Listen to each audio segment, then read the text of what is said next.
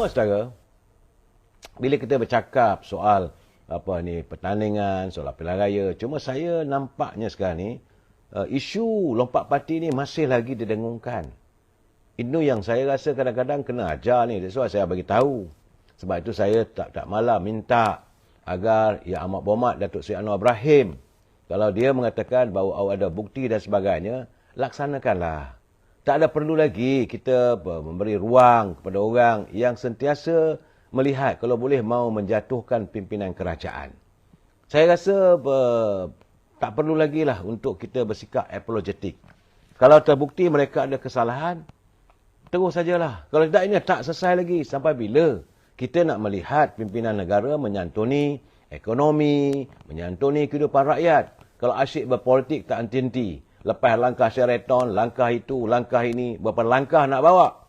Saudara, ini sekarang langkah 7 dan sebagainya. Sebab saudara, kalau berlaku lompat parti sebagainya, berapa pula kos yang akan ditanggung? Ratusan juta wang rakyat akan digunakan untuk mewujudkan satu pilihan raya kecil lagi. Kadang-kadang begini, kadang mereka tak fikir. Mereka hanya memikirkan soal diri mereka, soal tambuluk mereka saja. Rakyat tidak mau disantuni. Seandainya, katalah, tapi saya rasa saya faham. Dan saya dipahamkan oleh Datuk Seri Zahid Hamidi, dia kata tak ada. Tapi kalau benarlah ada niat mereka, yang 7 orang nak melompat, saudara. Jadi, lompatan itu akan mengakibatkan negara berbelanja ratusan juta untuk pengendalian pilihan raya. Lihat sajalah apa berlaku sekarang ni.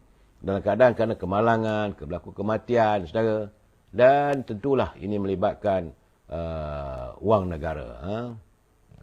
Saudara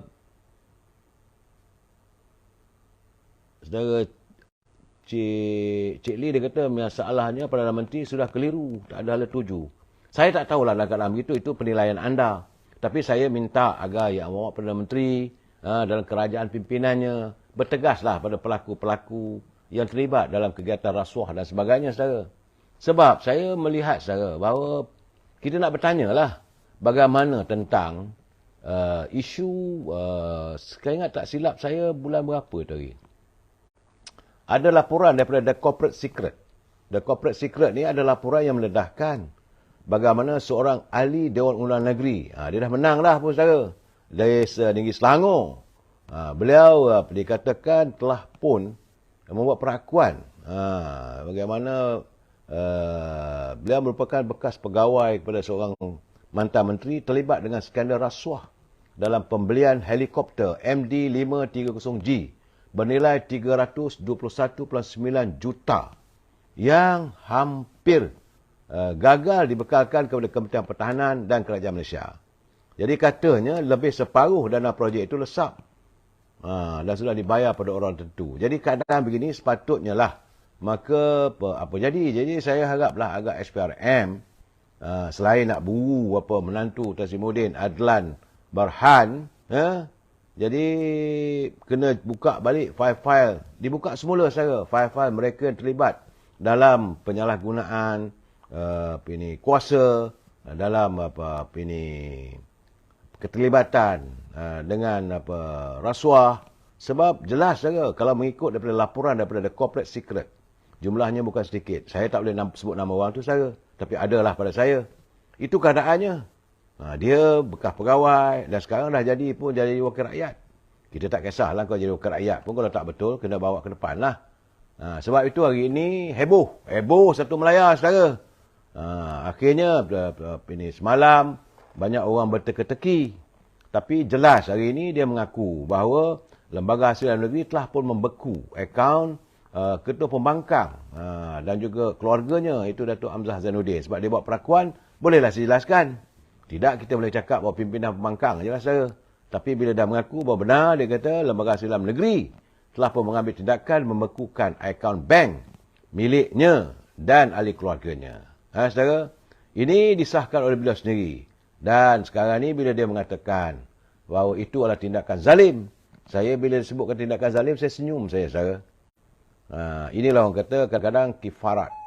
Jadi menurut Datuk Seri Hamidi sebagai presiden, dia kata dia sedar, dia maklum tentang adanya ahli Dewan Undangan Negeri Melaka daripada UMNO yang didakwa menghadiri Majlis Perikatan Nasional pada hari Rabu lepas, saudara. 2 hari lepas lah, saudara.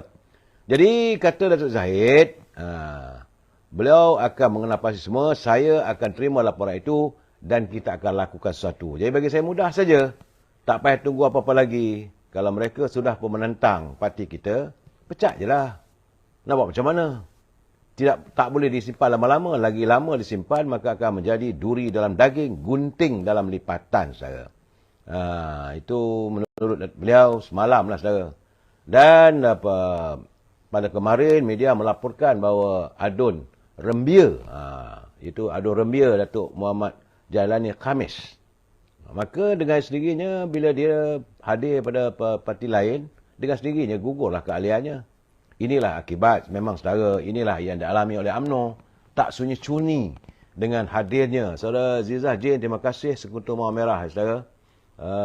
Beginilah keadaannya, saudara. Tak sunyi-sunyi UMNO ini dengan hadirnya orang yang mengkhianati parti. Sebab tu saya katakan, saudara, mereka bukan orang UMNO. Mereka adalah ahli parti yang meletakkan kepentingan. Bukan soal perjuangan, saudara. Sebab itu sekarang ini, saya amat berterima kasih dan menyanjung selembut-lembutnya Ketua Pergerakan Wanita UMNO Malaysia, iaitu Datuk Norani Ahmad. Semalam saya mendengar ucapan beliau dalam pertemuan dengan seluruh ketua-ketua wanita UMNO daripada 191 bahagian di seluruh negara yang menzahirkan solidariti terhadap Datuk Seri Presiden. Memanglah, saudara, sebab wanita ini setianya pada parti memang sukar untuk digugat, saudara. Dan mereka merasakan banyak ucapan-ucapan yang saya dengar. Mereka melafazkan, mengatakan bahawa Presiden UMNO itu diibaratkan sebagai bapa. Tidak mungkin anak perempuan, wanita boleh mengkhianati bapanya. Memang, saudara, kalau saudara ada anak perempuan, memanglah anak perempuan ini lebih manja. Jadi, wanita tetap berdiri teguh di belakang kepimpinan Presiden dan tidak mahu kerusi Presiden itu diganggu-gugat. Itu merupakan institusi UMNO, saudara. Sebab itu, menurut Datuk Noraini, UMNO perlu melakukan suatu tindakan radikal ataupun luar biasa bagi memulihkan kembali imej parti itu di mata rakyat. Dan cadangannya untuk, kerana mereka kata nak tukar Presiden itu tak mungkin boleh berlaku. Selaku Ketua Wanita, Datuk Seri Dr. Noraini Ahmad berkata, dengan menunjuk jari kepada mana-mana pihak disebabkan prestasi semasa UMNO dalam pilihan raya juga tidak membawa apa-apa kebaikan. Kata dia, parti ini perlu dijenamakan semula. Imejnya perlu diperkasakan, nilainya dan persepsi negatif ini perlulah dikikis segera. Kita sedar, kata Datuk Noraini, musuh tidak mahu melihat UMNO bangkit. Sebab itu menyebabkan setiap ruang dan peluang digunakan untuk menjatuhkan Presiden serta institusi ini. Dalam masa yang sama, kegagalan menangani persepsi negatif menyebabkan kita berada pada tahap sokongan yang terendah ketika ini.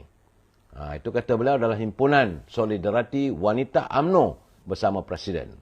Sebab pilihan raya 12 Ogos yang lalu menyaksikan kekalahan UMNO, agak teruk, saudara. Yang selalu kata tergolek dok di Terengganu. 32-0. Saudara, 33-2 di Kelantan, saudara. Malahan daripada 108 kerusi yang diberi oleh dalam Pakatan Harapan, kita UMNO Barisan Nasional cuma menang 19 kursi saja, saudara.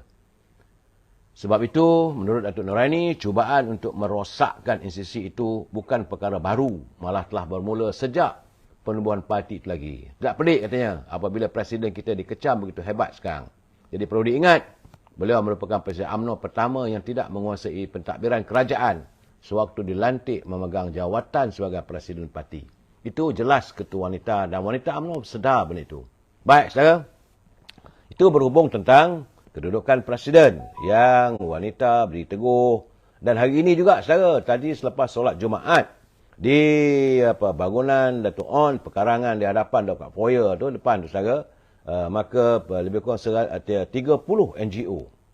30 pertubuhan-pertubuhan bukan kerajaan. Mereka menzahirkan sokongan. Mereka bukan ahli UMNO, saudara.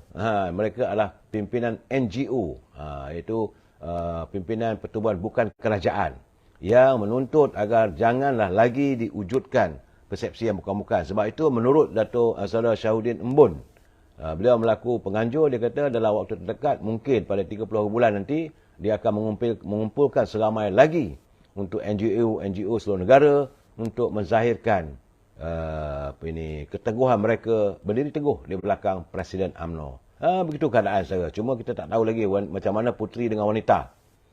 Mungkinlah saya rasa dalam waktu terdekat. Tapi sekarang ni saudara, musim sekarang ni semua berkumpul di Johor. Jadi bila di Johor tu saudara, tentulah dalam keadaan sekarang ni banyak kegiatan yang ada di sekitar Kota Raya Kuala Lumpur tergendala. Sebab besok saudara, besok penamaan calon yang pergi ke Johor Bahru, yang pergi ke Muar, saudara.